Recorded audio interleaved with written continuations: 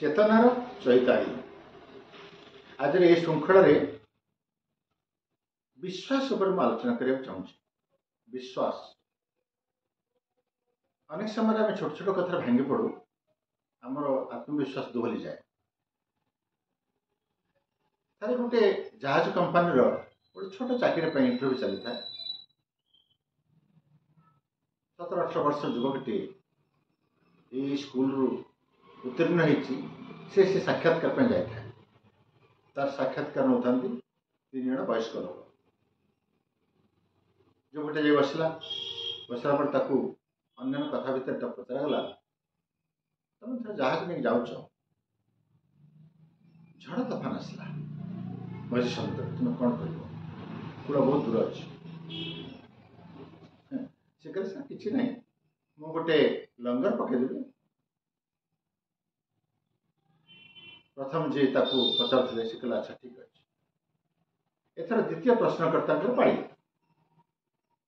से कहले एवं तुम किसी बाट गला पर लक्ष्य कर जे झड़ तोफान गति बहुत बढ़ीगला। तुम्हें जदि कूलर न लगे पार्छ से जहाज कुआड़े उड़ी नहीं जापे तुम संभाली पार तुम कौन कर बिना कौन वाक्य व्यय कर कौन प्रकार अपेक्षा नक सी युवकटी कहला एथर आउ गोटे बड़ लंगर पकईदेवी जहाज स्थिर हो झड़ कटिगला पुणी आम आगे जीव।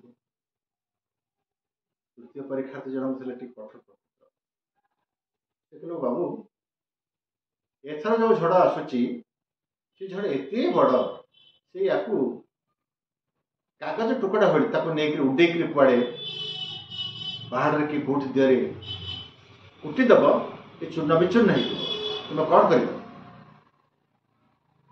युवकटी जम्मा कौन प्रकार विचलित न उत्तर देला मो पाखे सबुठ बड़ लंगर मु पकईदेवी से जहाज स्थिर झड़ झड़ बाट चलीगला पुणी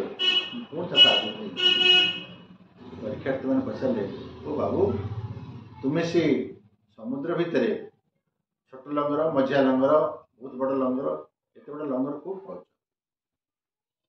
युवकटी कहला महाशय आपण से समुद्र भितर झड़ बहुत बड़ झड़ महाबात्या ये बड़ बड़ झड़ तोफान कथा आप कौट पाँच जो आप कल्पना मन भर जो कल्पना कर बड़ बड़ झड़ तोफान मुझे मन भर कल्पना करुच्ची छोट लंगर मझिया लंगर और बड़ लंगर कारण मोर आत्मविश्वास अच्छी जो जो अंधार अच्छी से निश्चय आलोर संभावना अच्छी जो झड़ अच्छी से लंगर संभावना अच्छी।